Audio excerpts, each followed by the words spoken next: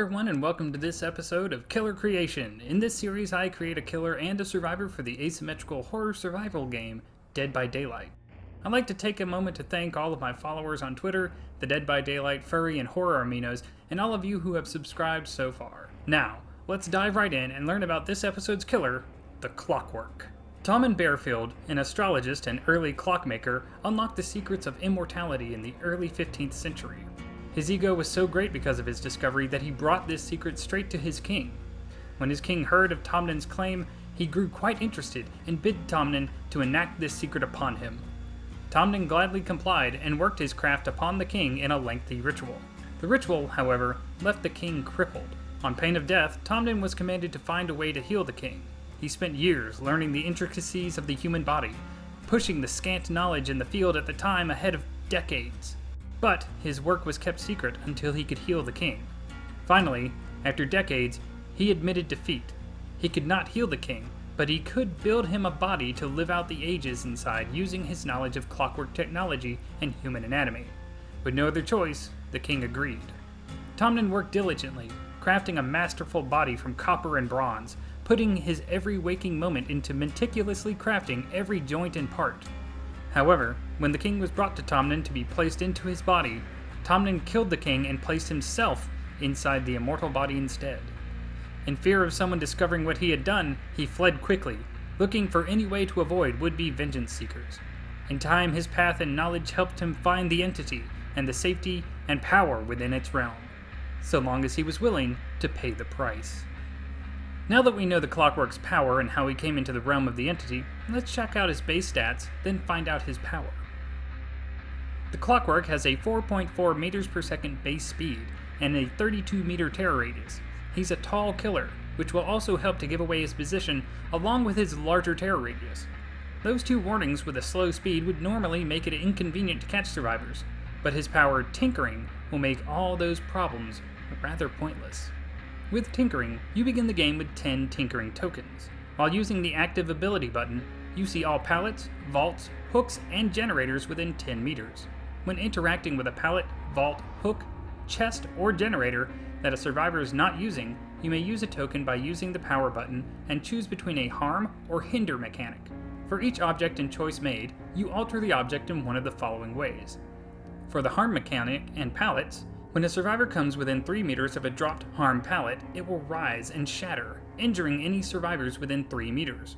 For vaults, survivors that interact with a harmed vault cry out in pain, indicate their position to the killer, and suffer from the hindered and mangled status effects for 60 seconds. For hooks, survivors pulled off of a harmed hook suffer from deep wounds. For chests, harmed chests immediately close after being opened and injure the survivor that opened it. And for generators, if a survivor fails a skill check on a harmed generator, they are injured. For the hinder mechanic and pallets, a hindered pallet cannot be pulled down. For vaults, a hindered vault closes for 10 seconds whenever a survivor comes within 3 meters of it. For a hook, survivors on a hindered hook take 5 times longer to pull off. For a chest, hindered chests take 3 times longer to open and reveal the aura of the survivor that opened it for 3 seconds. For a generator, for 60 seconds after being hindered, a hindered generator regresses 5% every 10 seconds. Whenever a harmed or hindered object's token has been activated and its effects ends, the Clockwork regains the token.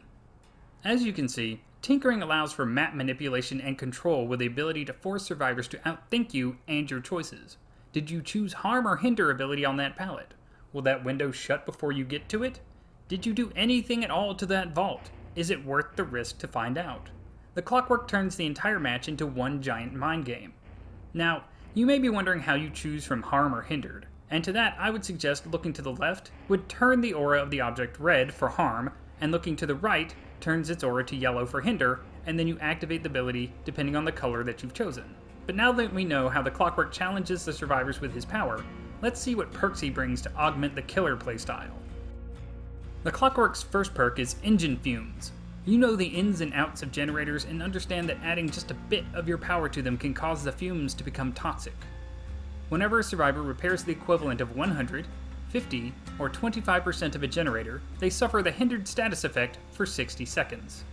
The Clockwork's second perk is called Dead Fuse. Mechanisms are such fickle things. Altered in just the right way, you can cause them to operate inefficiently or stop working entirely. You begin the game with 2 tokens. When interacting with a generator or exit gate, you may use the active ability button to apply a token. Generators and exit gates with a token progress at 15, 30, or 50% the normal speed. The Clockwork's third perk is called Hex Pylon. You think it'll wonder that others have not chosen to weaponize items that are always available to them. You will not make this mistake. Survivors that come within 5 meters of a totem scream and reveal their location, and suffered from the hindered status effect for 10, 20, or 30 seconds. Whenever a totem is cleansed, survivors within 20 meters scream and reveal their location, and suffer from the hindered status effect for 10, 20, or 30 seconds. Whenever a hex totem is being cleansed, the survivor cleansing it screams for the duration of the cleanse. And those are the Clockwork's perks. I think we can all agree that he gives killers a variety of options to hinder survivors and cause them to think about how they play the game.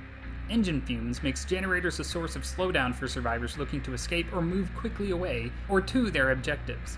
Combined with Bitter Murmur, not only will you see survivors who complete generators, but they'll be much slower at escaping from the area as well. Dead Fuse is a limited but considerable tactical slowdown of objectives. Choosing which generators or gate to use is important. Picking a defensible spot on the map with 3 generators can be made far more dangerous by placing Dead Fuse on 2 of them, then doubling down with something like Calorophobia or Hex Ruin. Hex Pylon weaponizes your totems and turns them into areas of knowledge for killers when they force survivors to scream. Knowing where survivors are is always valuable information, but this comes with a cost.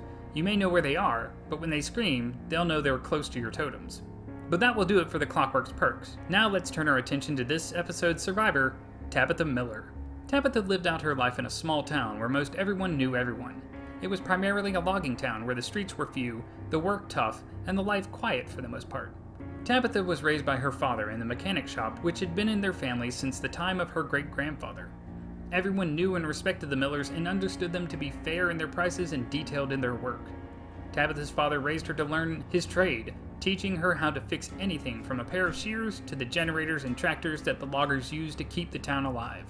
By the time Tabitha took over the shop, she was most everyone's go-to mechanic, and when one of the generators near the top of one of the hills went out in a far logging camp, she answered the call and gathered her tools. When she arrived, she found the camp strangely empty and the Norse of saws also missing. Thinking that the men of the camp had simply gone to another cut site till their generator was fixed, she got to work. The generator still took some time to finish, and by that time, a deep, thick fog had rolled in. When she stood up from her work, she found that the men had lit a fire not too far off, and she made her way toward it. Now that we know how Tabitha came into the realm of the entity, let's see what perks she brings to bolster the survivors with. Tabitha's first perk is called Optimistic Outlook. You like to keep a positive outlook, so when you finish an important task, you use that positive energy to work on the next one. Whenever you complete a generator, you gain an additional 100% speed increase to healing others for 30, 60, or 90 seconds. Tabitha's second perk is called Rig Diversion. You know how well used parts can be put to better use, especially when that use can be made to buy time and confuse people. Press and hold the active ability button for 15, 10, or 5 seconds to break a dropped pallet and gain a token. When you have a token, you may press and hold the active ability button for 15 seconds to build a fake hook that will break apart whenever the killer tries to hook a survivor on it. Survivors hooked this way are put back into their injured state. Tabitha's third perk is called Step by Step. Sometimes it's best to take things in smaller steps. Each increment of success you enjoy, you take some time to add progress to other projects.